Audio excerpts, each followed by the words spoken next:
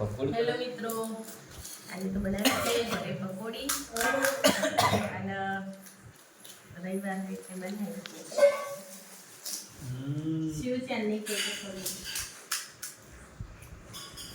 એકદમ મસ્ત.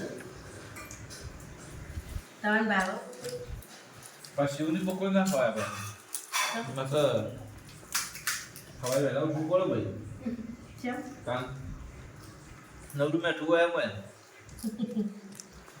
હું તમને એક પ્રશ્ન બરાબર તમે જવાબ આલવાનો. ના ખાય બહુ તો ગાઈસ જો તમને આવડે તો તમે જવાબ આપજો. પાંડવોની પત્નીનું નામ શું હતું? એ તો બધું જાણતો જ હશે. શું હતું કેમ? દ્રૌપદી. તો કર્ણની પત્નીનું નામ શું હતું? બોલો એડો, મહાભારત જોયું નાખી.